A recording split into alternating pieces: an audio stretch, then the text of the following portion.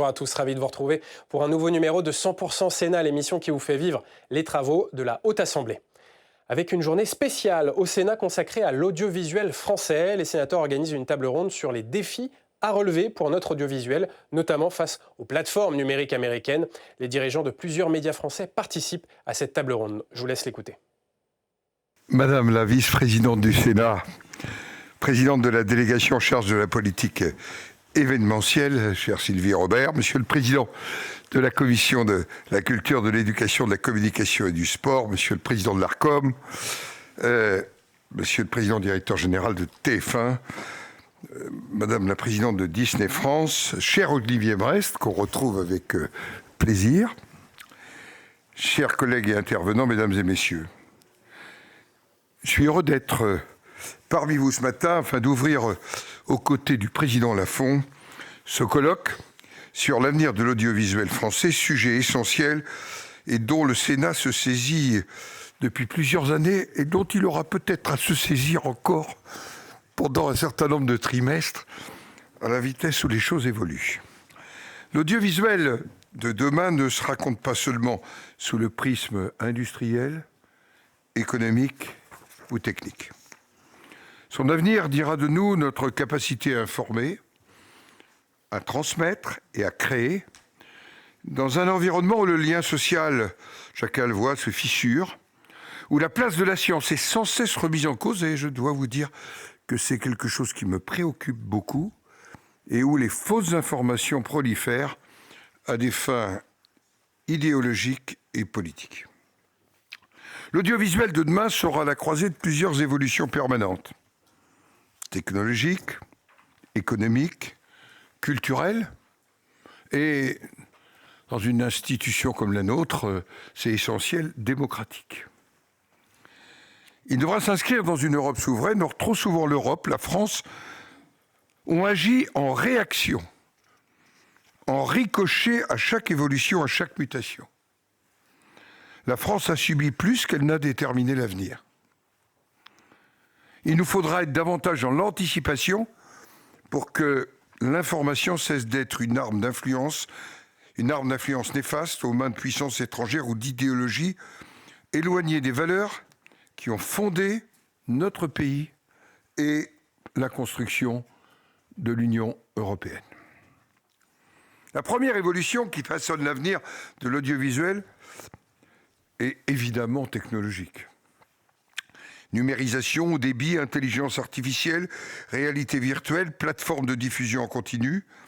Ces innovations ont bouleversé et bouleversent non seulement les outils de production et de création, mais aussi les usages et les attentes du public. Aujourd'hui, existe bien sûr le modèle unique et traditionnel de la télévision. L'audiovisuel se consomme sur une multitude de supports et chacun peut produire, diffuser et consommer des contenus audiovisuels. Le téléphone portable est devenu une caméra, un outil de montage, un écran de diffusion. Cette démocratisation des outils a fait émerger de nouveaux créateurs et de nouveaux formats. Mais elle a soulevé de nouvelles questions sur l'éthique, la qualité, la vérification de l'information et la responsabilité éditoriale. L'intelligence artificielle, quant à elle, me paraît ouvrir des perspectives inédites, mais pose aussi des enjeux majeurs. Pour en citer quelques-uns, respect des droits d'auteur, authenticité des images, risque de manipulation et de désinformation, et on voit ça à l'œuvre tous les jours. Face à ces mutations, il ne s'agit pas de résister au progrès, mais de l'encadrer et d'en maîtriser les apports. C'est en tous les cas la réflexion que je pose. L'avenir de l'audiovisuel dépendra de notre capacité à rester maître de la technologie au service de la création et non l'inverse. Deuxième transformation majeure, le public est devenu un acteur clé de l'audiovisuel, mais il doit aussi être responsabilisé. Longtemps considéré comme un simple consommateur, il est aujourd'hui ce public acteur à part entière de cet écosystème. Il booste la force de frappe des algorithmes, déterminant essentiel de l'offre et de la demande du marché audiovisuel. les jeunes générations en particulier me paraissent avoir modifié leur rapport aux images. Elles naviguent entre divers écrans, plateformes, réseaux sociaux, formats courts. Elles y réagissent, elles commentent. Elles privilégient l'instantanéité et l'abondance. Les formats ont évolué au gré de ces nouvelles attentes, mais ils se sont peut-être trop pliés à ces nouveaux modes de consommation en privilégiant d'abord la quantité à la qualité. Autre évolution centrale, c'est bien sûr l'arrivée des plateformes au cœur de cette économie.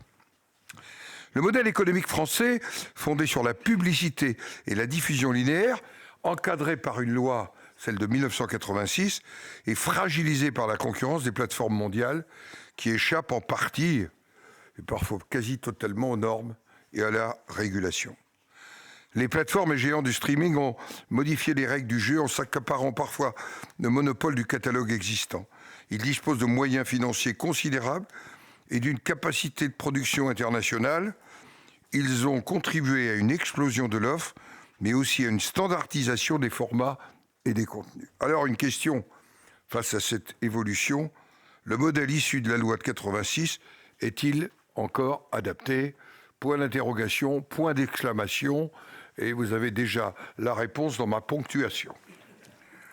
Une dernière question sera au cœur, me semble-t-il, de vos débats. Comment conserver une exception et une singularité culturelle dans un écosystème audiovisuel mondialisé?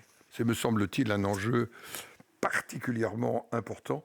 Je sais, Monsieur le Président, devant de nombreux commissaires que je salue, mes chers collègues de la Commission, que c'est un sujet que vous partagez les uns et les autres.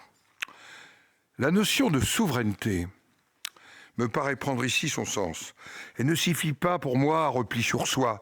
Il ne s'agit pas de fermer les frontières, ni de diaboliser les grandes plateformes, mais d'affirmer, me semble-t-il, une spécificité européenne, une capacité à choisir et à réguler. Ces enjeux impliquent des politiques publiques ambitieuses, des régulations adaptées aux plateformes numériques et une coopération internationale renforcée. La question des asymétries de concurrence est un élément clé de cette réflexion. Peut-être faudra-t-il apporter de la souplesse aux normes qui s'appliquent pour redonner de l'agilité à nos champions français et européens et pour booster la création. Je crois en effet que le droit de la concurrence est aujourd'hui inadapté aux réalités qui se vivent au plan mondial. Face à ces enjeux, je l'évoquais dès mes premiers mots, le Sénat travaille à la réforme de la loi de 86 afin de faire émerger un audiovisuel public fort, capable de peser face aux plateformes. En juillet dernier, le Sénat a adopté la proposition de loi de Laurent Lafon visant la création d'une holding, je le rappelle. Allier ses forces et rationaliser ses coûts, voilà une des clés de voûte de l'avenir de l'audiovisuel français. Je le dis dans un contexte houleux, celui de la commission d'enquête sur l'audiovisuel public, conduite par nos collègues députés. Il faudra faire coexister de manière équilibrée, intelligente et respectueuse audiovisuel public et audiovisuel privé. Les commissions d'enquête sont devenues un instrument privilégié de contrôle de l'action du gouvernement. Pas au Sénat qu'on dira le contraire. Ça fait même partie de notre culture depuis bien longtemps. Elles donnent aux parlementaires des prérogatives importantes dont chacun doit se servir, mais avec rigueur et exemplarité au service des Français, pour ne pas nourrir le sentiment que ces instances sont instrumentalisées, malgré un retentissement médiatique important. Sans querelle, ni chasse aux sorcières sur les réseaux sociaux, chacun doit remplir les missions que le législateur lui a confiées. Et la mission du régulateur, je m'adresse à vous en ouvrant des bras dans un signe quasi évangélique, c'est l'Arcom. Et c'est son rôle de faire appliquer à la fois le droit et éventuellement les sanctions. Cette coexistence bienveillante est nécessaire, elle est gage de richesse et de pluralisme de l'offre. Elle fait, je crois, une des forces de notre modèle dans un audiovisuel aujourd'hui ultra mondialisé. L'avenir de l'audiovisuel n'est donc pas figé. Il sera écrit par nos choix politiques, mais aussi par l'engagement et la responsabilisation des grands acteurs du secteur comme de nos concitoyens. Le Sénat, je le crois, ne demeure ni sourd ni passif face à ces grands bouleversements. Il a été à l'avant-garde. Je vais prendre un exemple. Les mutations économiques et éthiques de l'audiovisuel. Je pense à la proposition de loi de Catherine Morin-Desailly visant à lutter contre l'exposition des mineurs aux écrans et aux réseaux sociaux, adoptée le 18 décembre dernier. Pas le mois dernier, le 18 décembre dernier, qui complète le droit européen. Le travail de nos collègues Annick Billon, Alexandra Borchio-Fontin, Laurence Cohen et Laurence Rossignol sur l'industrie de la pornographie, la lutte contre les violences et la protection des mineurs a d'ailleurs été un élément essentiel dans le chemin vers une forme d'audiovisuel plus vertueux. Pour que l'audiovisuel de demain remplisse sa mission démocratique, il doit rester un espace d'information et de créativité dans le respect des normes de régulation qui l'encadrent. L'Europe, j'y reviens, doit être plus forte pour imposer une régulation respectueuse de notre modèle, des artistes, mais aussi du pluralisme, sujet essentiel, des opinions, mais aussi de la protection des plus fragiles, notamment les mineurs. L'éducation aux médias et à l'image est pour moi un enjeu central. Interdire est un levier difficile à appliquer. Informer est une nécessité. Il faudra donner les outils nécessaires pour un usage qui n'annihile pas l'esprit critique. Au-delà des écrans, l'audiovisuel doit rester un pilier de nos sociétés modernes et démocratiques, et non pas le catalyseur des fractures sociales ou d'ambitions personnelles, y compris pour diriger le monde. Vous voyez à quoi je pense parfois. Il faut parfois suivre heure après heure. En tous les cas, je vous souhaite un très très bon colloque et de riches débats. Voilà ce que je souhaitais vous dire en préambule. Merci.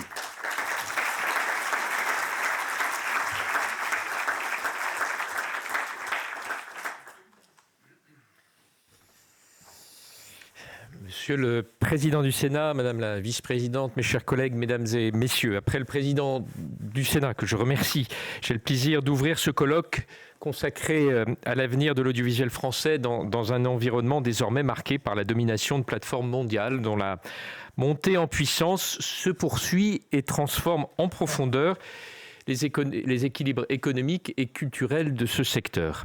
Entraver sa transformation... les enjeux de ce sujet sont multiples et cruciaux en termes culturels, démocratiques, vous l'avez rappelé, Monsieur le Président, ou encore de souveraineté. Les médias sont à la fois des vecteurs essentiels du dynamisme de notre culture et des garants du bon fonctionnement de notre modèle démocratique, en contribuant à la formation de l'opinion publique et à la vitalité du débat démocratique. Mais ces missions ne pourront pas être durablement assurés si ces médias ne sont pas en bonne santé financière, s'ils ne bénéficient pas d'un modèle économique solide. La question que nous examinons aujourd'hui est donc aussi une question économique et un enjeu de politique industrielle. Il s'agit de préserver la solidité, la capacité d'adaptation du secteur audiovisuel, de l'aider à se développer ou au moins de ne pas entraver sa transformation alors même qu'en dépendent des principes fondamentaux tels que la liberté d'expression et le pluralisme dont nous avons débattu ici même il y a 15 jours lors du colloque organisé conjointement par l'Arcom et le Sénat. Les lois inutiles affaiblissent les lois nécessaires, écrivait Montesquieu. Cette formule résonne particulièrement avec l'histoire récente de la régulation audiovisuelle, faite d'adaptations successives tant au plan législatif que réglementaire, aboutissant progressivement à un ensemble parfois peu lisible et insuffisamment coordonné, construit par stratification successive. Nous célébrons cette année le 40e anniversaire de la loi de 1986, adoptée dans un paysage audiovisuel dominé par la diffusion hertzienne. Il s'agissait alors de réguler l'allocation d'un bien public rare, les fréquences, en instaurant en contrepartie un certain nombre d'obligations avec l'objectif de trouver un juste équilibre entre la liberté de communication, le financement de la création, et le respect des principes d'honnêteté, d'indépendance et du pluralisme. Cette loi, il faut le reconnaître, connaît aujourd'hui une forme de crise de la quarantaine. Ses objectifs demeurent pertinents, mais ses modalités doivent être réinterrogées dans un paysage audiovisuel mondialisé et numérisé qui n'a plus grand-chose de commun avec celui de 1986. L'utilisation des fréquences hertziennes n'est plus qu'une modalité de diffusion parmi d'autres, à l'heure où près de la moitié des Français s'informent quotidiennement sur les réseaux sociaux. Le temps d'attention sur ces réseaux est de plus en plus court, de l'ordre de quelques secondes, comme l'explique Bruno Patino dans son ouvrage sur la civilisation du poisson rouge. La richesse économique ne tient plus seulement à la captation de l'attention, elle se déplace progressivement vers la data, la donnée, qui est le nouvel or noir, la ressource stratégique de l'environnement numérique. Les données permettent de connaître les usages, de cibler les publicités, d'orienter les investissements, de recommander les contenus et, in fine, de structurer les marchés culturels et informationnels. Cette richesse est largement décorrélée de la création artistique et de la production d'une information fiable et de qualité, mission exigeante et coûteuse dont le financement est fragilisé par le déplacement de la valeur vers l'économie numérique. La réflexion sur l'audiovisuel doit intégrer ces transformations tout en maintenant nos objectifs culturels. Nous devons aussi avoir une réflexion sur les enjeux économiques structurants de l'avenir. Telle est l'équation à résoudre. Car si le service public a un rôle important à jouer dans ce contexte, il est aussi essentiel de pouvoir disposer d'un tissu de médias privés dynamique. La proposition de loi que j'ai portée ici au Sénat, relative à l'audiovisuel public, mais aussi, on l'oublie parfois, la souveraineté audiovisuelle, traite une partie de ces enjeux les plus urgents notamment. Ce texte est plus que jamais nécessaire. Une seule lecture à l'Assemblée nationale lui permettrait désormais d'aboutir. Au-delà, la révision prochaine de la directive des services de médias audiovisuels constituera une étape essentielle pour repenser les équilibres entre acteurs traditionnels, plateformes et régulateurs. L'enjeu sera de passer d'une logique d'adaptation progressive à une véritable vision stratégique européenne qui tienne compte de l'ensemble des dimensions que j'ai évoquées. L'Europe ne doit pas hésiter à affirmer son modèle de régulation et en assurer l'effectivité. Ces enjeux structurants sont l'objet de 2 tables rondes qui nous réunissent ce matin. La première portera sur l'équité concurrentielle dans un environnement marqué par de fortes asymétries réglementaires et fiscales. Elle permettra d'entendre le régulateur ainsi que différents acteurs et observateurs sur la bascule économique en cours et sur les réformes prioritaires à envisager. Merci à Martin Hadjdari ainsi qu'à Rodolphe Belmer, Hélène Netzi, Roch-Olivier Mestre et Nathalie Sonac d'avoir accepté d'y participer. La seconde table ronde abordera une question complémentaire. Comment favoriser l'émergence de champions européens capables de rivaliser avec les plateformes mondiales sans renoncer évidemment aux principes fondamentaux que sont le pluralisme et la diversité culturelle qui dépendent de l'existence d'une concurrence effective dans le secteur audiovisuel. Je remercie Benoît Cœuré ainsi que Thierry Breton, Bruno Patino et Maxime Saada d'avoir accepté de participer à cet échange. Les sujets que nous aborderons à travers ces 2 tables rondes sont cruciaux pour l'audiovisuel. À l'heure où les débats sur l'audiovisuel s'égarent et s'enlisent dans de vaines polémiques, nous avons voulu, nous, ici, au Sénat, parler des vrais enjeux. Je remercie également mes collègues, Cédric Vial et Sylvie Robert, qui vont animer ces séquences, qui seront suivies chacune des questions des sénateurs et des acteurs et des membres de l'assistance qui demanderont la parole. Enfin, je vous remercie pour vos présences, à tous, ce matin, et je salue également celles et ceux qui nous suivent à distance, puisque ce colloque est diffusé en direct sur le site du Sénat, sur les réseaux sociaux et en léger différé sur Public Sénat. Et maintenant, je laisse la parole à Cédric Vial pour ouvrir cette première table ronde. Merci.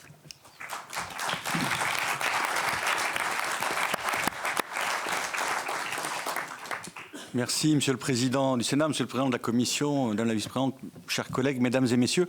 Je suis très heureux d'être ici avec vous et de vous accueillir ici pour cette première table ronde intitulée « Comment rétablir une équité concurrentielle entre acteurs dans un environnement marqué par de nombreuses asymétries réglementaires et fiscales ». En effet, nous avons construit en France et en Europe un modèle audiovisuel exigeant, basé sur la responsabilité éditoriale, le pluralisme, le financement de la création. Ces équilibres sont parfois fragiles, même si la directive sur les services des médias audiovisuels, la directive SMA, qui est d'ailleurs en cours de révision, a commencé à rééquilibrer un petit peu la balance. Malgré tout, la question que l'on se pose, c'est de savoir si des acteurs qui finalement font le même métier dans un environnement qui a pourtant à évoluer, mais qui ne sont pas soumis aux mêmes règles, peuvent continuer à avancer, à travailler dans ces conditions pour faire ce métier qui est finalement le même. Je disais, c'est informer, divertir, produire et diffuser un certain nombre de programmes. C'est l'enjeu de cette table ronde, mais j'ai bien compris que, très modestement, que ce n'est pas moi que vous êtes venu écouter. Donc je vais jouer mon rôle qui est de distribuer la parole et je vais vous proposer de commencer tout de suite pour nous éclairer sur ce sujet par Martin Hajdari, président de l'ARCOM. Merci Martin.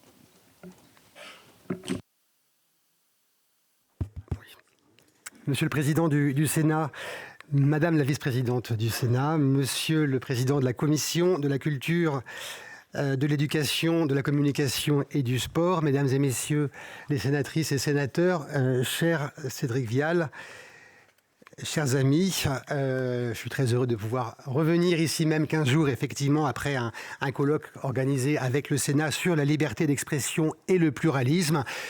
Thème un peu, peut-être un peu éloigné de celui qui nous réunit aujourd'hui, mais où, en fait, finalement, la dimension économique que vous avez soulignée a été pointée par une grande partie des intervenants.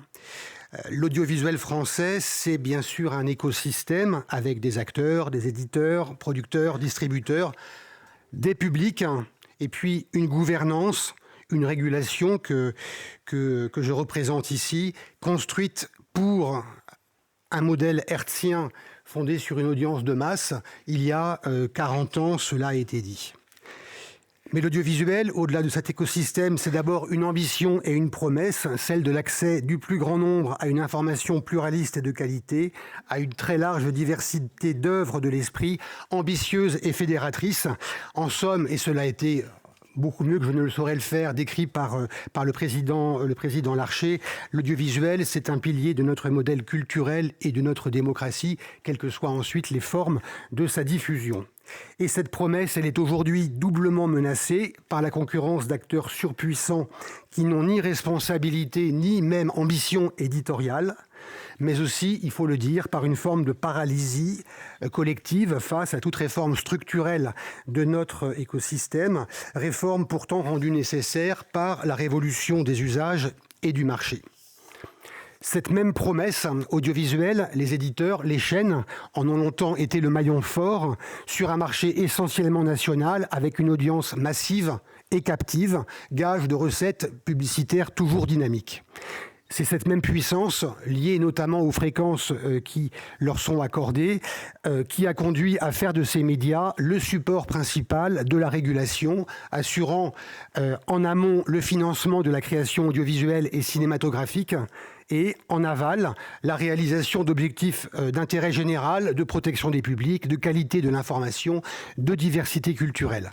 Des objectifs d'ailleurs toujours plus nombreux, et ils le sont encore année après année, au gré des attentes croissantes de la société. Or, qu'observe-t-on depuis quelques années ? D'abord, une évolution accélérée des usages. En 10 ans, la radio a perdu 15 points d'audience cumulés, et la durée d'écoute moyenne de la télévision a baissé de 25%. Et l'avenir peut se lire dans le comportement des plus jeunes, puisque 30% des 15-24 ans ne regardent plus du tout la télévision en linéaire.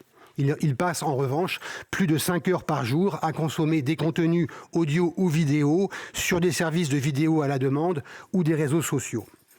La conséquence de ces évolutions, c'est une bascule du marché publicitaire qui doit aussi être chiffrée. Depuis 2015, en euros constants, les recettes publicitaires de la télé et la radio, qui sont leur oxygène, leur sang en quelque sorte, elles ont baissé de plus de 20% en euros constants pour chacun de ces médias. Et la dégradation que nous anticipions à horizon 2030 dans l'étude de référence que nous avons publiée en 2024 avec la DGMIC, cette dégradation, elle s'accélère La part de marché totale de la télévision était de 28% dans le marché publicitaire en 2018. Elle est de 20% aujourd'hui. Elle devrait passer à 14% en 2030. On le voit, si l'audience des médias audiovisuels historiques reste massive, elle est massive et c'est un actif, un facteur sur lequel il faut capitaliser. En revanche, le pouvoir de marché de ces médias, lui, se réduit très vite sans que leurs obligations et leurs contraintes n'aient pour leur part cessé d'augmenter ou en tout cas sans qu'elles aient été allégées. Et pour une industrie qui est une industrie de coûts fixes, l'effet de ciseau est redoutable et les lames du ciseau ont commencé à mordre depuis quelques années. Bien sûr, les services de vidéo par abonnement, les Netflix, Prime Video, Disney+, diabolisés, on a pu le dire, il y a une dizaine d'années à leur arrivée, ont pu prendre le relais et ils ont même été intégrés à la promesse audiovisuelle grâce à la révision de la directive SMA de 2018 qui était une victoire française. Ils sont ainsi devenus des contributeurs majeurs à la création audiovisuelle et cinématographique pour près de 400 millions d'euros par an, près d'un quart du total. Et je crois qu'ils s'en portent bien, mais Hélène Etsi pourra nous en parler. Néanmoins, ces services participent proportionnellement moins à l'exception culturelle et a fortiori à la production d'informations que ceux dont ils ont pris le relais. Et par ailleurs, leur croissance même commence à ralentir. Alors qu'en face, nous sommes confrontés à une croissance, elle, de plus en plus rapide, celle des recettes publicitaires accaparées par les plateformes de partage de vidéos et les réseaux sociaux, des acteurs dont les algorithmes de recommandation ont comme seule ambition la captation de l'intention, le clic et non le contenu, et qui sont le nouveau maillon fort de l'écosystème, là où il y a quelques années, c'était les chaînes de télévision. N'intégrant aucune forme d'exigence comparable à l'audiovisuel, ces plateformes menacent d'en stériliser les bienfaits en matière de création, d'information et de pluralisme ou de protection des publics. Pire, elles nous exposent à une information polarisée, biaisée, parfois faussée par l'intelligence artificielle, quand ce n'est pas une désinformation mal intentionnée. Nous vivons ainsi un moment de bascule qui peut devenir une crise existentielle si nous entrons pour les télévisions, les radios dans le cercle vicieux de la paupérisation. Il sera infiniment plus difficile de recréer une information de qualité si nous partons de déserts informationnels ou une exception culturelle si nous perdons la base industrielle de la création. Ces constats étant, je crois, partagés, ce qui est une première étape, il faut maintenant agir et c'est ce à quoi le Sénat, et je vous en remercie, nous y invite collectivement. Quelles sont les pistes pour les pouvoirs publics ? Avant toute chose, il faut souligner que les acteurs ne nous ont pas attendus pour prendre leur destin en main. La délinéarisation, la plateformisation de leurs offres, pardon pour ces expressions un peu barbares elles-mêmes, sans renoncer à leurs exigences créatives. Il n'y a qu'à voir les succès de la fiction française qui se confirment année après année. Le développement de coopération avec les plateformes, y compris les plateformes les plus ambitieuses. Tous ces efforts des télévisions, mais aussi des radios, doivent être salués et encouragés. Nous, à l'ARCOM, nous faisons profession de soutenir et accompagner ces efforts. Mais les règles du jeu restent trop déséquilibrées et à la surpuissance des plateformes, à leur force d'attraction sur le public, se cumule, cela a été dit, une asymétrie réglementaire, celle qui a conduit Lidl récemment a transféré son budget publicitaire télé vers les plateformes où la régulation est moins contraignante, celle que nous observons tous les jours à l'ARCOM en matière de publicité responsable d'un point de vue notamment alimentaire ou environnemental. La priorité pour soutenir la priorité économique des médias, c'est donc de mettre à jour les règles qui les accompagnent et déterminent leur modèle économique 40 ans après la loi de 86, à un moment où la diffusion hertzienne a perdu de sa centralité. Il faut d'abord s'occuper des règles d'organisation du marché des médias eux-mêmes, des règles qui ont historiquement reposé sur l'idée qu'il fallait freiner les concentrations à tout prix compte tenu du pouvoir de marché et du potentiel d'audience de la télévision. Ce contexte a changé, on l'a vu, et il faut aujourd'hui se préparer à accompagner les consolidations économiques et permettre à nos médias audiovisuels de lutter à la bonne échelle face aux géants du numérique, mais, et j'insiste, sans perdre de vue l'objectif de pluralisme. Et ce n'est pas contradictoire, au contraire, on peut très bien à la fois assouplir, par exemple, la durée de détention légale de fréquence, qui est peut-être excessive aujourd'hui, et dans le même temps, mieux encadrer le pouvoir d'influence plurimédia des groupes audiovisuels. Votre proposition de loi, Monsieur le Président Lafont, peut être demain le projet de loi traduisant les États généraux de l'information et le règlement européen sur la liberté des médias, pourront être, je l'espère, l'occasion d'ouvrir ce débat. Il y a ensuite les règles relatives à la publicité, avec sans doute d'un côté ce que tout le monde a en tête, la simplification des règles applicables à la télévision, des règles qui relèvent du niveau réglementaire, mais qui évidemment supposent qu'on veille parallèlement à ce que d'autres médias n'en fassent pas les frais. Il faut véritablement être imaginatif sur ce terrain pour sécuriser les médias qui ont peur pour leur survie, car c'est un enjeu collectif de préservation de notre infrastructure démocratique. Il en va de même également de l'allègement des mentions légales s'appliquant à la radio. Et puis, face parallèlement à cet assouplissement des règles applicables à nos médias, il faut penser au renforcement de celles qui s'appliquent aux plateformes de partage de vidéos, sans alignement par le bas. C'est une lutte contre les asymétries réglementaires qui sans doute justifiera une nouvelle exception au principe du pays d'origine, car les publicités, elles s'appliquent dans le pays d'audience et pas dans le pays d'installation de l'acteur, et c'est un des enjeux majeurs de la révision à venir de la directive SMA. Enfin, ce rééquilibrage, que nous appelons tous de nos vœux, devrait aussi concerner la rémunération de l'utilisation des contenus par les plateformes, une rémunération aujourd'hui insuffisamment assurée, que ce soit au titre des droits voisins pour les contenus d'information ou pour les obligations de financement pour les œuvres audiovisuelles. Avec bien sûr en perspective la rémunération des contenus utilisés par les outils d'intelligence artificielle dont votre commission, Monsieur le Président Lafont, s'est récemment saisie. Pour finir, dans un marché numérique où la concurrence pour la captation de l'attention est centrale, je voudrais souligner 2 points importants pour conforter la place des médias traditionnels. Le premier, c'est d'assurer leur visibilité sur l'ensemble des interfaces. C'est l'enjeu des règles relatives aux services d'intérêt général qui bénéficient aujourd'hui, mais très imparfaitement, aux chaînes de la TNT et qui demandent non seulement à être renforcées, mais sans doute aussi étendues. Par exemple, aux services de radio, comme nous en avons fait la proposition dans le cadre de la révision de la directive SMA. Un second objectif, plus large, renvoie à la nécessité chaque jour plus évidente de réguler ce qu'on peut appeler le Far West numérique, en tout cas cette part du numérique qui est un Far West, car en plus de porter une atteinte commerciale déséquilibrée aux médias audiovisuels, le fonctionnement des plateformes et de leurs algorithmes va à l'opposé des objectifs de pluralisme, de diversité culturelle, de protection des publics que nous poursuivons. C'est tout l'enjeu du règlement européen sur les services numériques et il faut se féliciter des premières décisions et sanctions annoncées par la Commission européenne il y a quelques semaines à l'encontre de X comme de TikTok, des mesures longtemps attendues, trop longtemps attendues, mais qui en appellent d'autres. D'une certaine façon, l'enjeu, c'est que le temps que nos enfants et adolescents ne passeront plus ou passeront moins en étant harponnés sur des réseaux sociaux, nuisibles à leur santé mentale, lorsque la majorité numérique, quelles qu'en seront les formes, aura été mise en place, eh bien, ce temps, ils pourront le consacrer à des activités sociales, des vraies, mais aussi à regarder des programmes de qualité sur TF1+, ou sur Disney+. C'est donc un agenda ambitieux, national et européen, législatif et réglementaire qui s'ouvre à nous.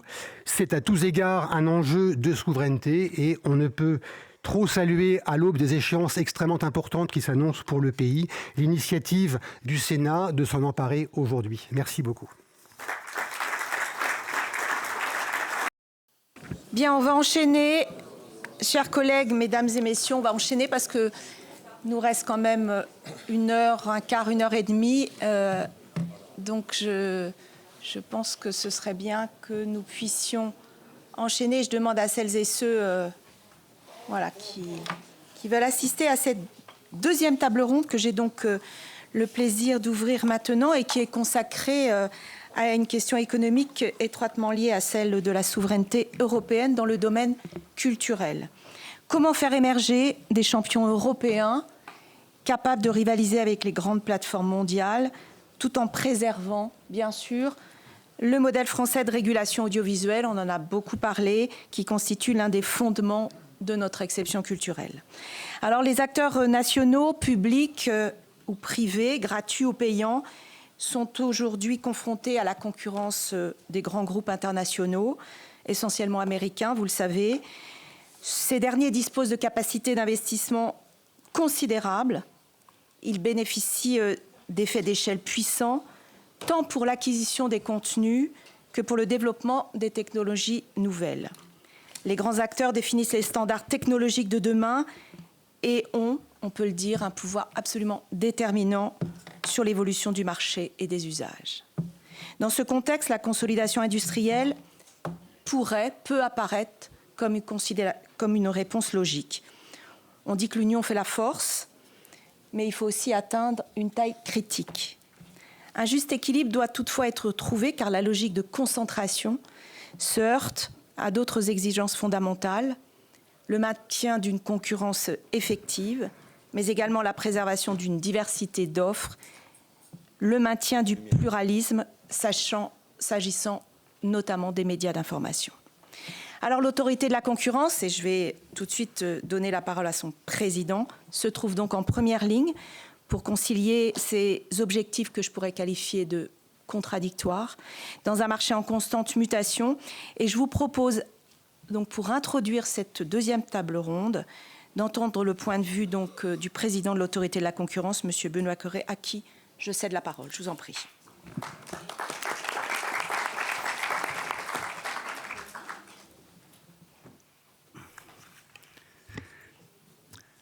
Monsieur le Président Lafont, Madame la Vice-présidente, Mesdames et Messieurs les sénatrices et sénateurs, Mesdames et Messieurs, je voudrais tout d'abord remercier très vivement le Président Lafont pour son invitation à ce colloque dont la première table ronde a montré l'utilité et la qualité. Et on n'en attend pas moins de la deuxième table ronde. Dès 2019, dans un avis rendu sur saisine de la Commission des affaires culturelles de l'Assemblée, l'autorité de la concurrence avait attiré l'attention des pouvoirs publics sur les nouveaux équilibres concurrentiels du secteur audiovisuel français, avec l'arrivée en puissance de plusieurs acteurs numériques aux côtés d'acteurs traditionnels, ainsi que sur la mutation profonde des usages, où les frontières se brouillaient, les passerelles se multipliaient, entre télévision payante linéaire et vidéo à la demande sur abonnement, entre diffusion linéaire et non linéaire, entre offres payantes et offres gratuites. Et nous avions mis en lumière la nécessité d'adapter la réglementation du secteur afin de corriger les asymétries réglementaires. Le terme d'asymétrie a été très utilisé sur la première table ronde et pour de bonnes raisons. Qui désavantage les éditeurs traditionnels linéaires vis-à-vis des plateformes numériques. Donc ça, c'était en 2019. Depuis, la révolution numérique a continué de progresser et les mouvements structurants se poursuivent. Je pense par exemple à Netflix et Paramount qui se font concurrence pour l'acquisition de Warner Bros.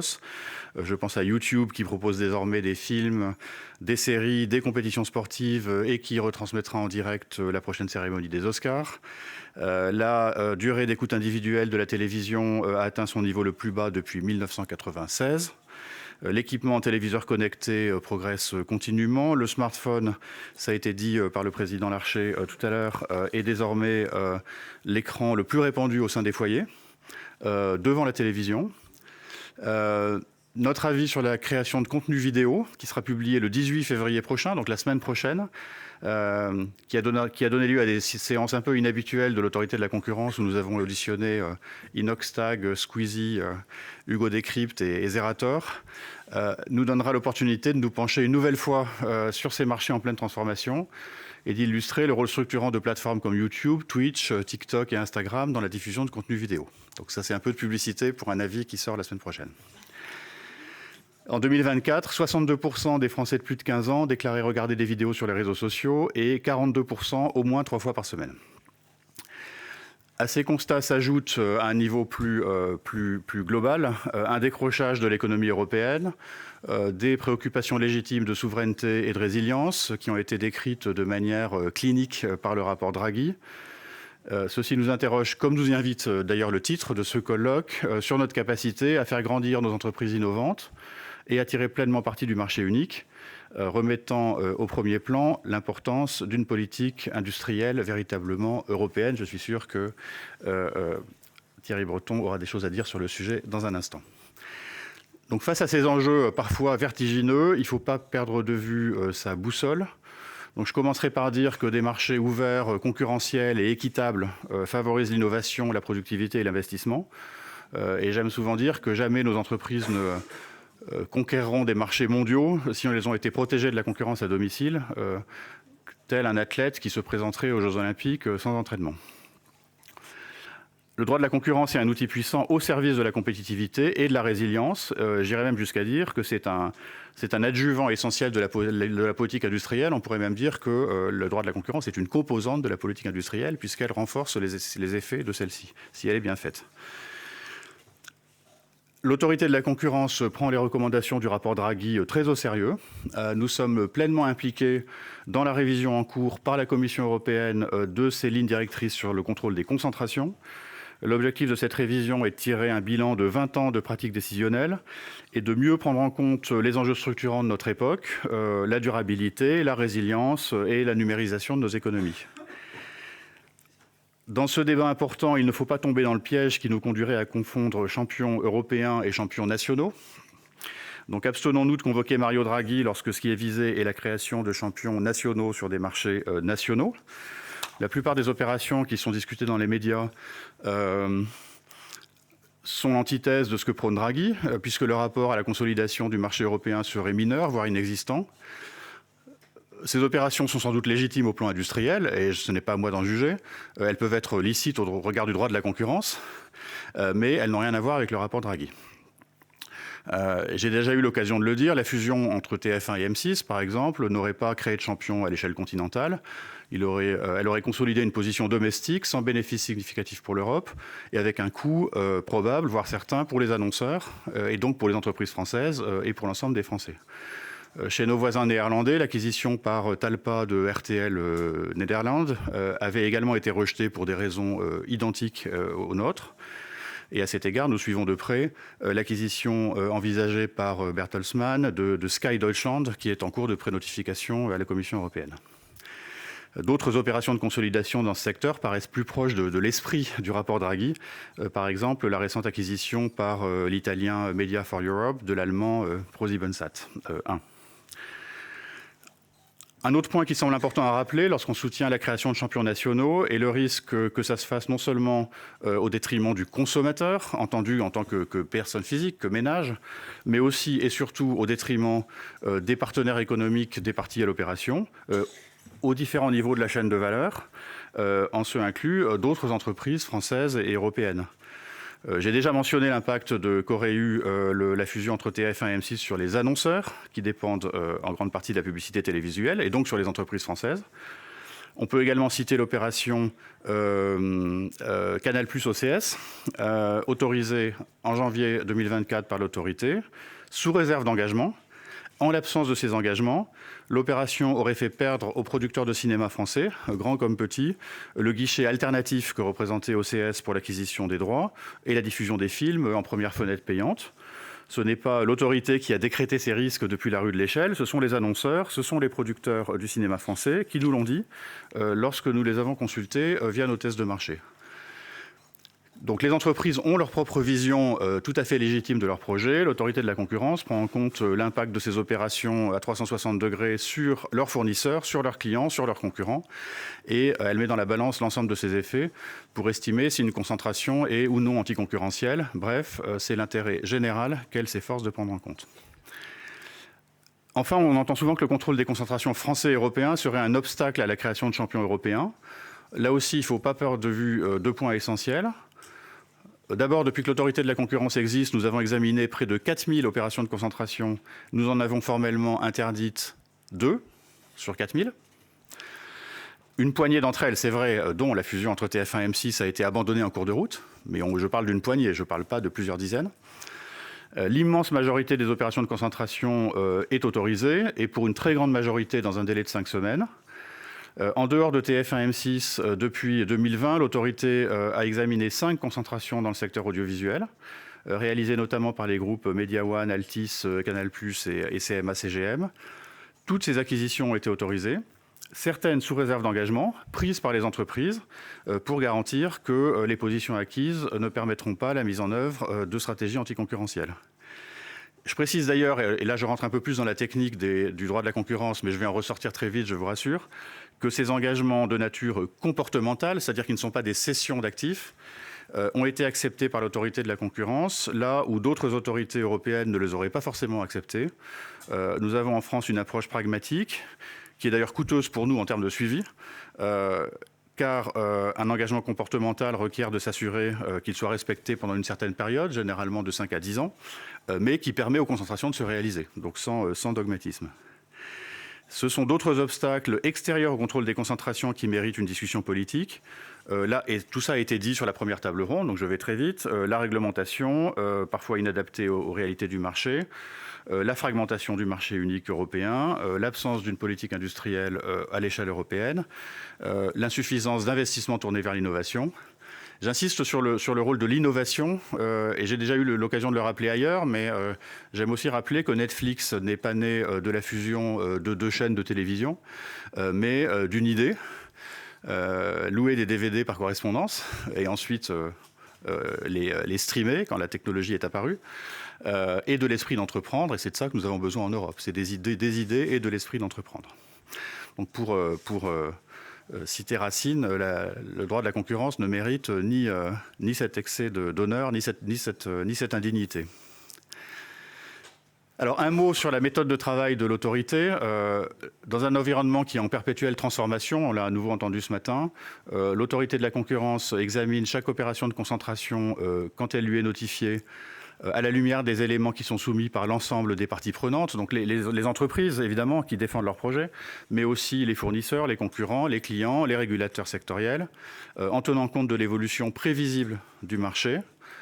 En 2021-2022, dans le dossier TF1-M6, il était ressorti de cette analyse que du point de vue des annonceurs, la publicité télévisée n'était pas substituable à la publicité en ligne. Par conséquent, nous n'avons pas pu considérer que l'offre de la TNT, l'offre publicitaire de la TNT et les services de vidéo à la demande par abonnement étaient en concurrence. À l'inverse, sur d'autres marchés dans le secteur audiovisuel, l'autorité a fait évoluer sa pratique décisionnelle en considérant que, par exemple, que la distinction en fonction du mode de diffusion, linéaire ou non linéaire, était obsolète. C'est le cas, par exemple, des marchés amont de l'acquisition des droits de diffusion, où l'autorité a considéré que des acteurs comme Canal+ et Netflix sont en concurrence pour préfinancer des films français et acheter des droits de diffusion. Notre examen de l'acquisition d'OCS par Canal+ est un bon exemple de la capacité de l'autorité à adapter sa pratique décisionnelle lorsque les éléments factuels justifient une telle évolution.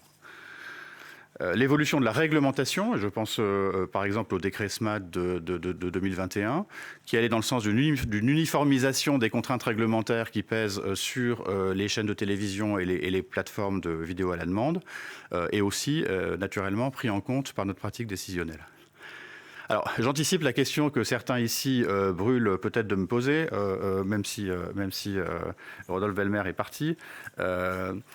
Comment l'autorité de la concurrence analyserait-elle une nouvelle opération TF1-M6 avant 2028, si on s'en tient au calendrier qui encadre aujourd'hui le renouvellement des fréquences TNT de ces chaînes? La réponse est simple. La réponse, c'est objectivement et en toute transparence, en reprenant notre grille d'analyse et en la confrontant à l'évolution des marchés depuis 2021-2022, puisque cette instruction était basée pour l'essentiel sur des données qui avaient été collectées en 2021, donc c'est quand même il y a 5 ans. Comme je l'ai rappelé il y a un instant, beaucoup de choses ont changé depuis cette date, qu'il s'agisse de la technologie, des usages ou de la position relative des acteurs. Si un projet nous était soumis, nous le confronterions aux faits et à l'évolution prévisible des marchés, et en tenant compte, bien sûr, avec la plus grande attention, des contributions de nos autorités de régulation sœurs, l'ARCOM, bien sûr, mais aussi l'ARCEP et sans doute la CNIL, qui ont tout un intérêt à l'affaire.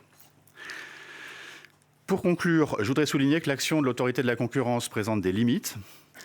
Tout d'abord, l'intervention de l'autorité en matière de contrôle ex-ante, de contrôle préalable des concentrations, est limitée aux opérations qui franchissent certains seuils de chiffre d'affaires. Dans le secteur des médias, des opérations susceptibles de soulever des problèmes de concurrence passent donc sous le radar, sous l'écran radar, puisque ces opérations n'atteignent pas nécessairement les seuils de notification. Et c'est aussi pour cette raison que l'autorité de la concurrence souhaite être dotée d'un pouvoir d'évocation des opérations sous les seuils de notification, qui nous permettrait d'intervenir ponctuellement, sans doute très rarement, lorsque cela s'avère nécessaire, pour contrôler des opérations problématiques sous les seuils, idéalement avant leur réalisation. Ce projet, qui est conforme aux décisions récentes de la Cour européenne de justice, nécessiterait une réforme législative. En deuxième lieu, l'autorité de la concurrence n'est pas compétente pour examiner l'impact d'une opération de concentration en matière de pluralisme et d'indépendance éditoriale. C'est le mandat de l'Arcom, avec laquelle nous avons l'habitude de coopérer étroitement, même quand la loi ne l'impose pas. Donc pour être plus précis, la loi l'impose en phase 2 de l'examen d'une concentration, mais pas nécessairement en phase 1, mais naturellement on le fait quand même. À cet égard, il me semble utile de rappeler 2 points que l'autorité de la concurrence porte de manière constante depuis notre avis de 2019 et que nous avions réitéré lors des États généraux de l'information. Le premier point, c'est que les dispositifs anti-concentration de la loi de 86 centrés sur les opérateurs de télévision sont obsolètes et doivent être réformés avec urgence afin de réduire l'asymétrie concurrentielle existante entre acteurs du linéaire et plateformes numériques. C'est pour ça que quand j'ai entendu ce matin qu'il fallait réformer le droit de la concurrence, je suis d'accord à condition de faire une correction sémantique. Il ne s'agit pas du droit de la concurrence au sens des articles 101 et 102 du traité. Il s'agit des règles anti-concentration de la loi de 86. Voilà. Et sous cette réserve, je suis complètement d'accord. Le droit de la concurrence, quant à lui, est ce qu'il est, et comme je crois l'avoir prouvé dans mon intervention, son utilisation doit évoluer en fonction de l'évolution du paysage industriel, mais le droit lui-même n'a pas besoin d'être réformé, il est suffisamment souple pour s'adapter aux évolutions de l'économie. Le second point, c'est que les pouvoirs de l'Arcom et ou de l'autorité de la concurrence doivent être adaptés en conséquence, à la lumière aussi des obligations du règlement européen sur la liberté des médias, du règlement EMFA, pour permettre de s'assurer que des concentrations dans le secteur ne portent pas atteinte aux principes de pluralisme et d'indépendance éditoriale, qui sont des principes fondamentaux de nos démocraties. Et sur ce, je vous remercie de votre attention.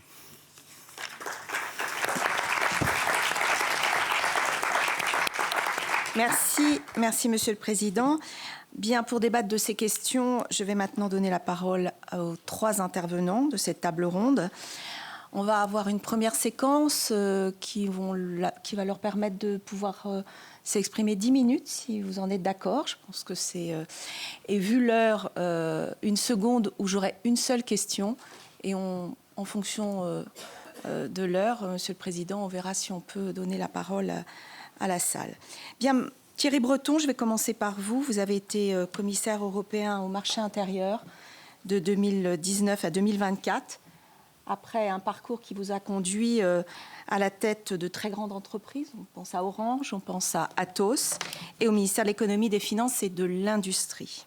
À la Commission européenne, votre action s'est inscrite dans une stratégie de souveraineté numérique, et en particulier économique, et en particulier dans le domaine du numérique. Et si je peux me permettre, on a reconnu votre pugnacité et votre ténacité en la matière. Vous voulez dire le président des États-Unis ? Pas à l'époque, puisque je parle de vous. Et donc une question assez simple, comment l'Union européenne peut-elle concilier l'application du droit de la concurrence et la préservation de la diversité et de la pluralité de l'offre, avec l'objectif, puisque c'est le titre de notre table ronde, de faire émerger et de consolider des champions européens. 10 minutes.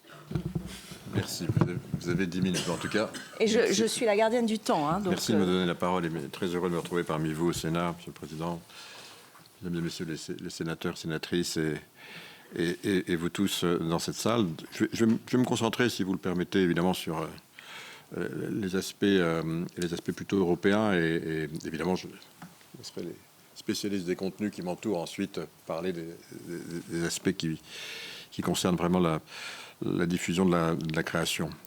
Alors évidemment, si on en vient, ou si on s'en tient à votre titre, Madame la sénatrice, le sujet c'est évidemment l'Europe. L'Europe parce que évidemment pour faire émerger des champions, comme on l'indique. J'aime pas tellement le mot champion, du reste, parce qu'il est très mal vu en dehors de France. On peut parler de champion de tennis, de champion de football. Moi, j'ai jamais considéré qu'une entreprise était un champion. Donc, je suis toujours très prudent sur le terme champion, c'est à vous le dire. Quel terme ? Des grands acteurs. Si on veut être un peu anglais, on peut dire des leaders. On peut dire, enfin voilà, j'aime bien les grands acteurs, des acteurs importants. Parce que dès qu'on sort de France, on voit ça avec un côté un peu. Vous savez, les Français veulent toujours des champions. Benoît Cœuré le sait. Et donc, on est contre... Enfin, voilà, je le signale vraiment en passant, mais c'est très anecdotique, évidemment, par rapport à ce que je vais vous dire. La dimension, évidemment, elle ne peut être qu'européenne. Et donc, puisque vous avez eu la gentillesse de rappeler mon action, elle s'est vraiment inscrite dans cette perspective, à savoir faire enfin en sorte que nous ayons un marché européen unifié dans notre espace informationnel. Benoît Cœuré faisait allusion au début de Red Hastings, que j'ai bien connu dans les années 99, parce que Benoît, j'étais son premier et seul fournisseur, et qu'est-ce qu'on l'a aidé, puisque j'étais président de Thomson à l'époque, j'avais racheté Technicolor, et mon principal client, précisément, c'était Red Hastings, qui vendait donc de la distribution par mail, par boîte postale, avec des DVD qu'on lui fabriquait. Voilà, donc ça a démarré comme ça. Mais pourquoi il y a eu un tel succès ? Parce qu'au fond, ce qu'il fait, c'est pas, comme on dit dans notre jargon, c'est pas de la rocket science.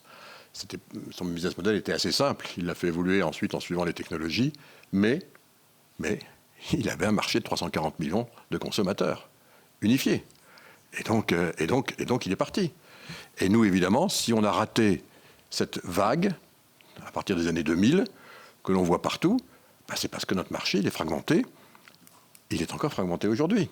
Du reste, la discussion qu'on a eue ce matin le montre.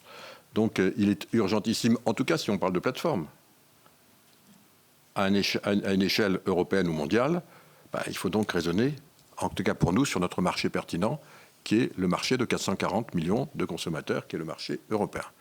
Et les 6 lois, les 6 piliers que j'ai portés en tant que commissaire, devant le collège, puis ensuite devant les co-législateurs, tous des règlements précisément pour la raison que je viens d'invoquer à l'instant, car ils doivent être d'application directe, contrairement aux directives. Ça a été donc des piliers qui nous ont permis enfin d'avoir un espace informationnel unifié, un seul régulateur. En tout cas, un régulateur unique avec le même. On n'a plus besoin d'aller en Irlande parce que c'est mieux que d'être à Paris ou en Allemagne. Donc, une seule loi,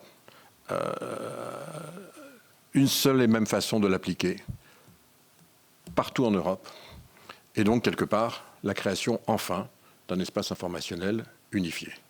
Ça a été le Data Act, ça a été le DGA, Data Governance Act, ça a été évidemment le DSA, on pourra en reparler, qui nous permet de veiller à ce que dans l'espace informationnel, nos lois physiques s'appliquent dans tous les domaines, protection de la démocratie, protection du pluralisme, protection des individus, protection des enfants, lutte contre les propos haineux, antisémites, apologie du terrorisme, ce qui contrôle notre liberté de parole dans l'espace physique, etc.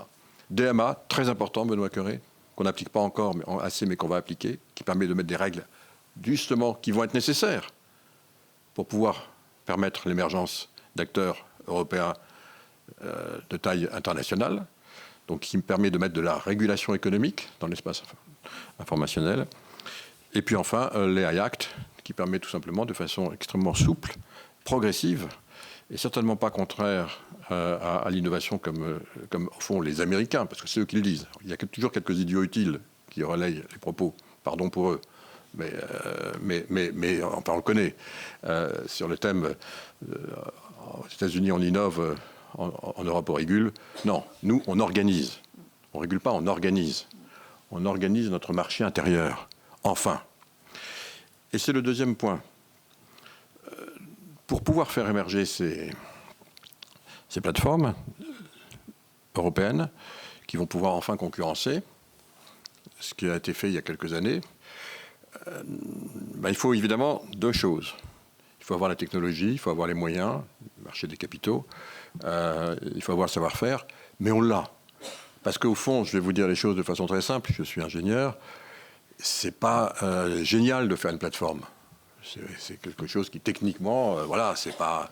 Du reste, toutes les plateformes dont on parle, la plupart, je vous rappelle de parler de Red Hastings, je vous assure que Red Hastings, en 2000, c'était quasiment un garage avec des Mexicains qui mettaient des timbres, mettaient dans les paquets des DVD et qui les envoyaient partout aux États-Unis. C'était ça, quand même. Bon, et ça a évolué ensuite, mais quand vous prenez Facebook, un étudiant de première année, même d'une certes très grande université, a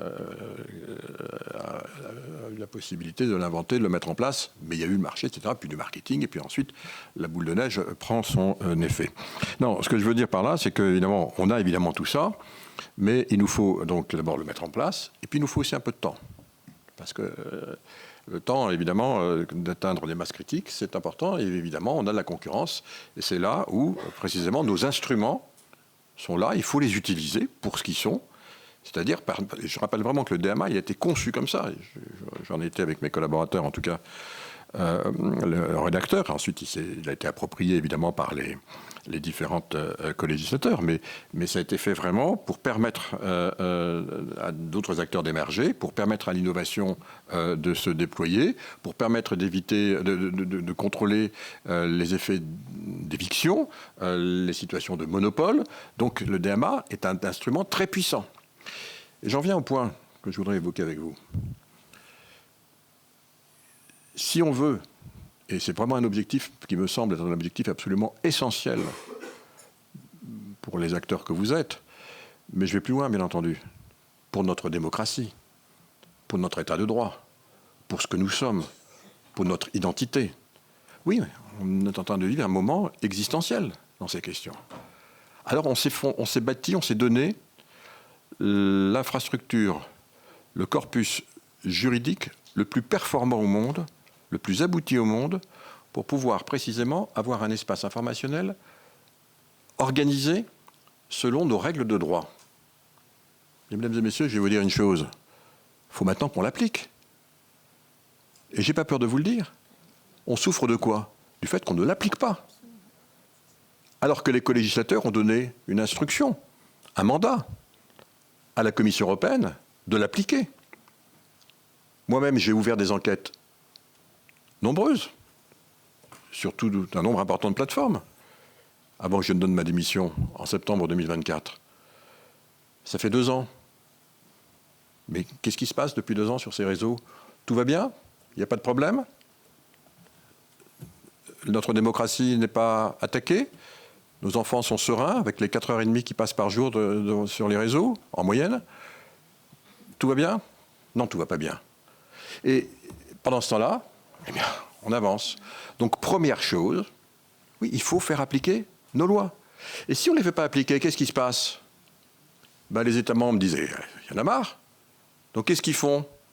Alors ici, on va vous dire, Madame la sénatrice, tiens, ben, puisque ça ne va pas, les lois ne sont pas appliquées, ben, on va interdire les réseaux à 16 ans. D'autres vont nous dire, en Espagne, ah non mais moi, puisque c'est ça, je vais peut-être dire que je vais fermer X. Les troisièmes vont dire, ben, c'est légitime encore une fois, je vais maintenant faire des enquêtes moi-même. Et donc qu'est-ce qu'on voit? Eh ben, une fragmentation du marché intérieur. Donc, je le dis de façon très claire, et je ne vais pas monopoliser la parole. Donc, sur la technique, on sait ce qu'il faut faire, et vous allez vous le dire. On a les moyens, on a l'appétit, on a les compétences.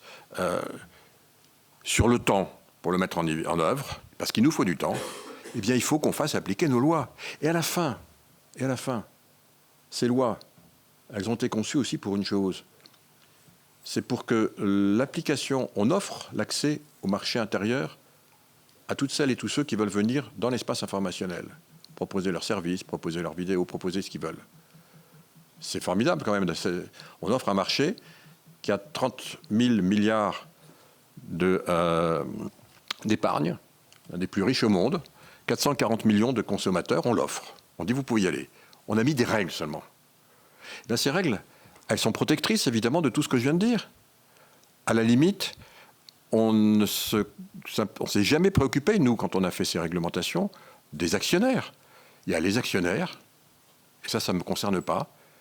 Et puis ensuite, ceux qui sont en charge de l'exécution sur le territoire européen. Et ça nous concerne. Et donc, à partir du moment où les lois sont appliquées, alors je vais vous le dire, on sait régler les problèmes de concurrence, Benoît. On sait régler les problèmes d'interférence. On sait régler les problèmes de protection de nos enfants. On sait régler les problèmes de liberté de parole en Europe pour peu qu'on préserve ce qui le contrôle ou la contrôle dans l'espace physique. On sait faire tout ça, et quel que soit l'actionnaire, M. X, M. Y ou M. Z, on sait le faire. Donc, je le dis de façon très simple, l'urgence pour moi, c'est de faire appliquer ces lois, et alors oui, on aura l'espace de 440 millions de consommateurs, pour qu'en parallèle de ce qui existe, eh bien, d'autres puissent émerger, et précisément proposer des offres qui seront des offres peut-être plus acceptables, plus compatibles avec ce que nous sommes. Merci.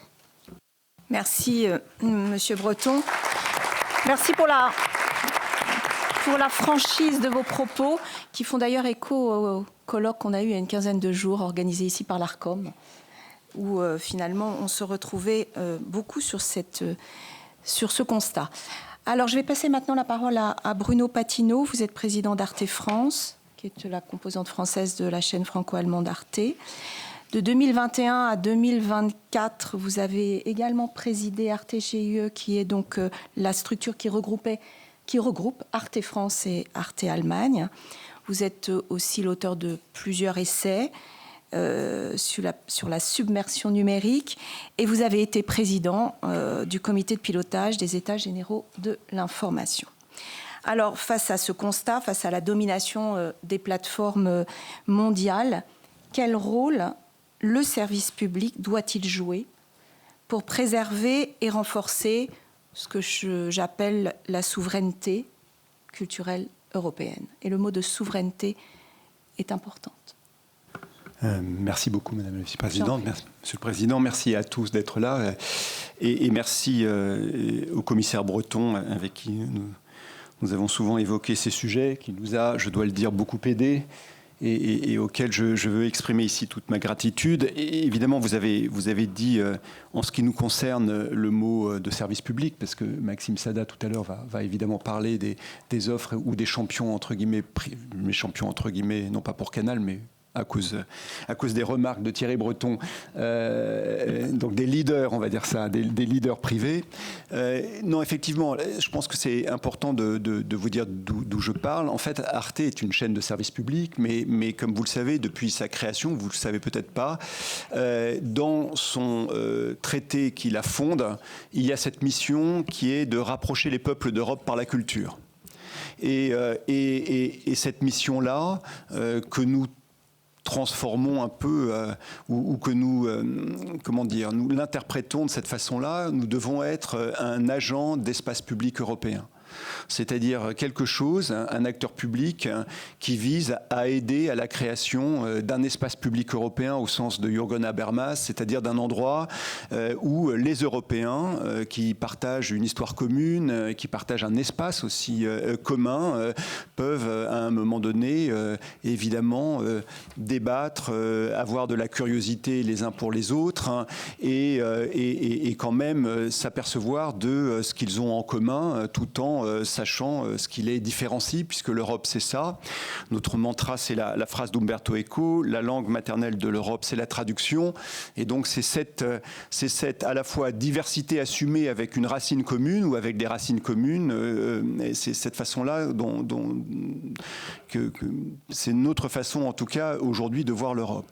Alors, un service public, comme vous l'avez dit, c'est un agent... Les services publics ont été organisés de façon nationale, surtout après la Seconde Guerre mondiale, comme des réponses justement aux grands drames qu'avaient vécu les pays européens, et de façon à apporter du commun dans les espaces publics nationaux. Et à l'époque, on ne s'est pas évidemment préoccupé trop des interfaces, puisque ça allait automatiquement avec le contrôle des fréquences ou des moyens de diffusion. Et il était naturel d'avoir des acteurs nationaux avec des fréquences nationales sur un territoire national pour un espace public national. Aujourd'hui, et je ne vais pas redire en moins bien ce qu'a dit très bien le commissaire Breton.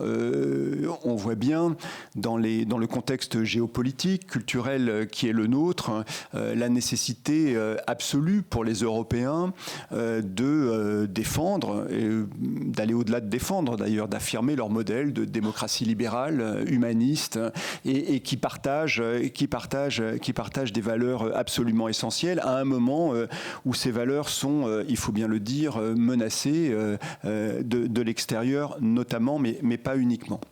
Et donc, dans cette idée-là, la question qui s'est posée pour Arte, c'est est-ce que nous visons à être un acteur européen comme quelque chose qui naîtrait ex nihilo, on va dire, et qui se déploierait à l'échelle européenne, ou est-ce que nous nous imaginons comme partie, j'allais dire, avec un degré de spécificité assez élevé, comme partie d'un tout, c'est-à-dire, moi j'ai tendance à dire, la pièce manquante de l'audiovisuel public à l'échelle européenne.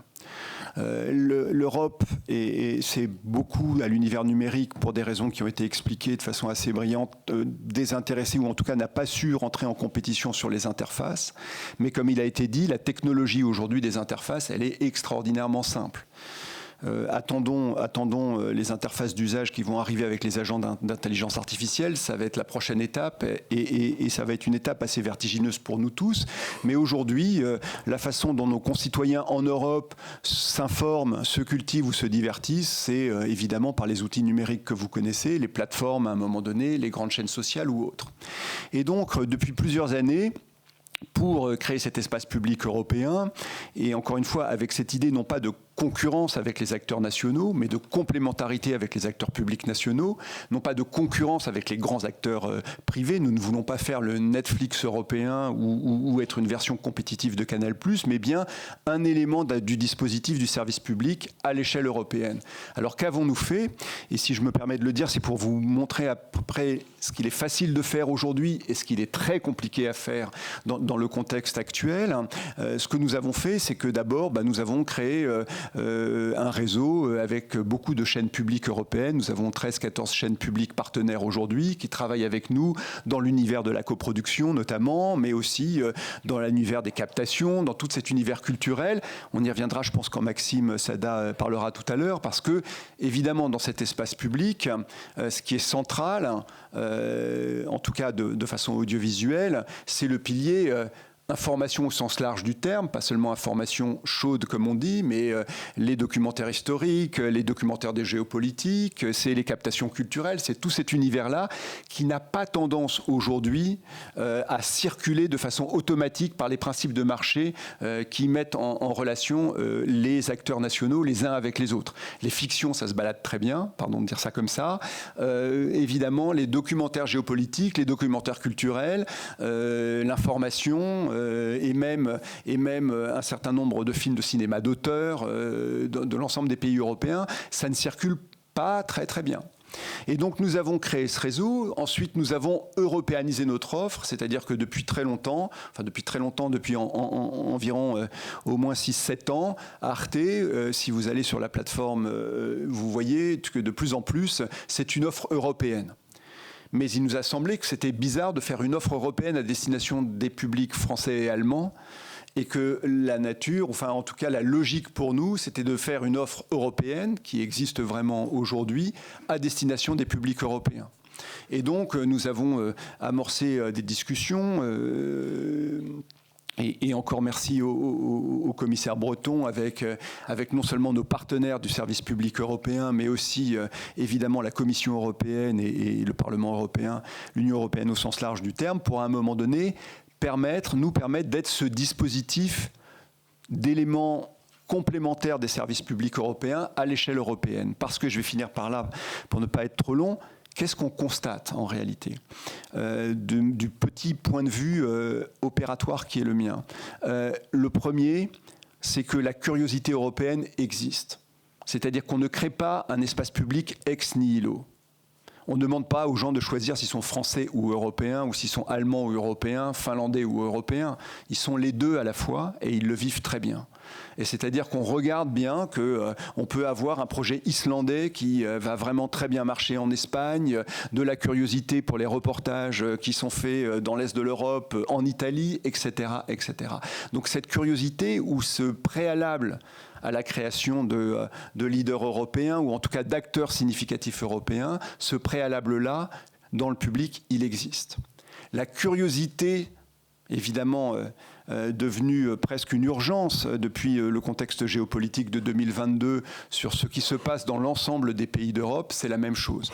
Un programme comme le Dessous des cartes que Arte fait est regardé aujourd'hui en 6 langues, puisqu'on a une offre aujourd'hui qui est en 6 langues, on l'a même lancé en roumain, donc 7 langues. Petit à petit, on étend notre petit tissu, on s'aperçoit que la vie ou le ressenti européen existe aussi de façon très très forte et ne demande qu'à se déployer. Dernier point qu'on constate aussi, c'est que les Européens ont envie de parler entre eux. Et donc, dans le projet qu'on porte aujourd'hui auprès de l'Union européenne qui s'appelle Arte Plus Europe, on a tout cet espace conversationnel qui est imaginé à l'échelle européenne. Et donc, c'est ça qui, moi, me rend optimiste. On le fait en respectant les règles de marché qui sont les nôtres aujourd'hui. Thierry Breton a évoqué la fragmentation du marché qui est réelle. Vous le savez, il y a la territorialité des droits. On s'insère dedans, on le respecte. C'est vraiment de la haute couture.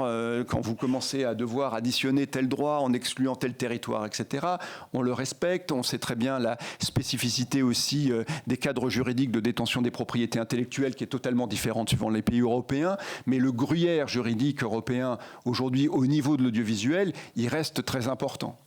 Mais on l'a fait dans ce cadre-là, et c'est ça qu'on porte aujourd'hui. Donc ce que je voulais dire, justement, c'est que ma conviction, pour terminer là, c'est que l'Europe ne demande qu'à avoir de multiples instruments de construction de son espace public. Nous n'avons jamais voulu être évidemment monopolistique, mais de multiples. Le modèle que nous avons choisi, parce que nous sommes un modèle public, c'est un modèle en réseau, et c'est un modèle complémentaire à ce qui existe aujourd'hui.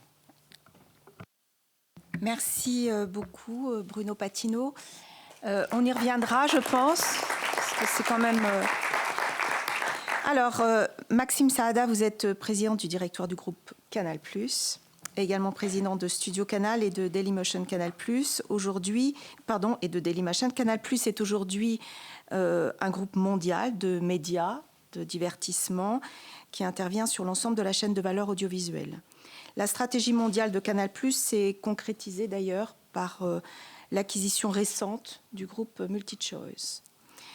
D'après vous, les acteurs européens présents à l'échelle mondiale conservent-ils une spécificité par rapport aux autres acteurs mondiaux, et celle-ci constitue-t-elle surtout une force ou une faiblesse ? Merci beaucoup, Madame la Vice-Présidente. Très honoré de cette invitation aux côtés de prestigieux intervenants. Ça va être beaucoup moins intelligent. Moi, je ne vais pas citer Echo, je vais citer Astérix. Je vous préviens. Alors, on a la question pour moi, la première question, c'est qui sont les champions ? Moi, j'ai quand même envie de les appeler des champions, parce que les Américains ne s'aiment pas pour les appeler des champions, comme toujours, on a des complexes qu'ils n'ont pas. Eux, ce sont des champions, et pourquoi nous, on ne serait pas des champions aussi ? Et qui sont-ils ? En fait, c'est la première question pour moi. Qui sont ces acteurs européens aujourd'hui qui... Alors, on a Bruno dans son couloir de nage qui fait un travail remarquable. Je te félicite pour ta reconduction, d'ailleurs, totalement méritée. Et qui déploie ce modèle, qui cherche à déployer ce modèle, qui le fait de manière très intelligente. Mais à part ça, dans le privé, de qui parle-t-on ? J'en vois pas beaucoup. Je pense à Media One, qui est une politique dynamique, on va dire. Je pense à Banijay, mais le chiffre d'affaires de Banijay aux États-Unis, c'est 11%, à peu près, son chiffre d'affaires. Et ensuite, il y a Canal. Sky est devenu un acteur américain, comme vous le savez, propriété de Comcast, et accessoirement, on est en train de voir qu'ils vendent l'Allemagne à RTL, et ils cherchent à acheter ITV, et donc en fait, repli domestique. Et RTL, même mouvement, puisqu'ils sont vendeurs de M6, et donc ils achètent de la télévision payante en Allemagne et ils se ressentent sur leur marché domestique. On a Media for Europe qui est une interrogation, en effet, qui peut-être essaie de déployer un modèle européen. Ils seront peut-être candidats au rachat de M6 aussi, comme ils l'ont été dans le passé. Mais à part Canal et ces deux acteurs que j'ai cités, en fait, il n'y en a pas. Enfin, j'en vois pas. J'ai cherché, j'en vois pas. Donc la première question, c'est qui sont-ils ? Alors ensuite, pourquoi ? Alors là, je rejoins le commissaire Breton totalement. Le premier sujet, c'est le marché, évidemment. Vous avez cité évidemment les 350 millions d'habitants et vous faites valoir les 450 millions d'habitants qu'on a en Europe et de dire, bon... mais après, dans notre secteur, on se heurte à la réalité que on a eu Hélène Edzi tout à l'heure, le cinéma américain, les séries américaines sont beaucoup... Il y a un marché domestique. Le box-office américain, pour les films, je ne sais pas si vous le savez, c'est à peu près 9 milliards de dollars par an. Ça, c'est juste aux États-Unis. Et comme vous le savez, il n'y a que des films américains qui marchent aux États-Unis. Donc c'est quasiment exclusivement des films américains.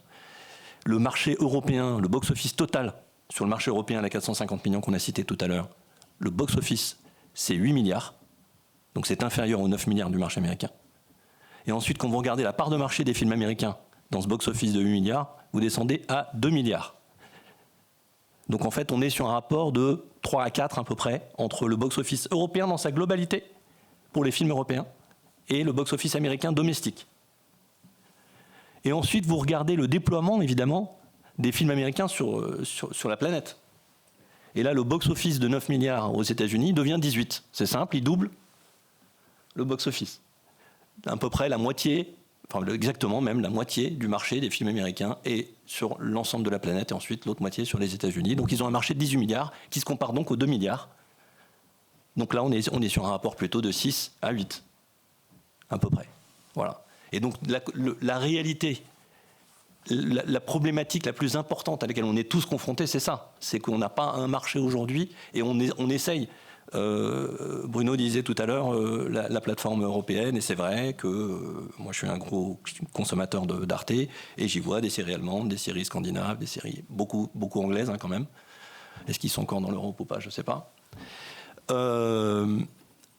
Et on est confronté à cette réalité. Et j'ai cru, moi, j'ai vu Casa de Papel sur Netflix, j'ai vu Lupin, on a quelqu'un de Gaumont ici, qui est un succès mondial, comme vous le savez, une série française. Et je disais à l'époque à Fabrice de la Patelière, qui s'occupe de la création originale, qui a créé la création originale chez Canal+, avec Ariel Saraco et Rodolphe, mais il faut qu'on fasse des séries françaises qui s'exportent. Et on a fait des succès avec des producteurs indépendants, le Bureau des légendes, etc., qui ont marché, ou Versailles, mais rien de comparable à Casa de Papel. Alors, Casa de Papel, ensuite il y a eu Squid Games, parce que Fabrice me disait, c'est pas possible, ce que tu veux n'est pas possible, etc. Et là, Lupin arrive, et je dis, tu vois bien que c'est possible. Bon, en fait, je me suis fait tromper par Netflix, et ces 3 exemples, parce qu'il y en a eu très peu. Pour une série française qui a marché international, il y en a 100 qui n'ont pas fonctionné. Pour une série espagnole, Casa de Papel, il y en a 100 qui n'ont pas fonctionné, etc. Donc, en fait, on est sur vraiment des exceptions. Et donc on est confronté à cette difficulté. Moi, je suis confronté à cette difficulté de comment est-ce qu'on fait comment est-ce qu'on fait comme Netflix des séries ou des films qui potentiellement sont amortis sur une base mondiale et qui peuvent séduire toute la population. Et c'est une réalité. Et qu'est-ce que je fais ? Je fais de plus en plus d'anglo-saxons. Parce que si on veut se déployer sur des marchés, y compris aux États-Unis, il faut faire des produits culturels susceptibles de séduire les Américains, qui sont un marché dont on peut potentiellement pas se passer. Voilà pour cette table ronde organisée par le Sénat sur l'avenir de l'audiovisuel français.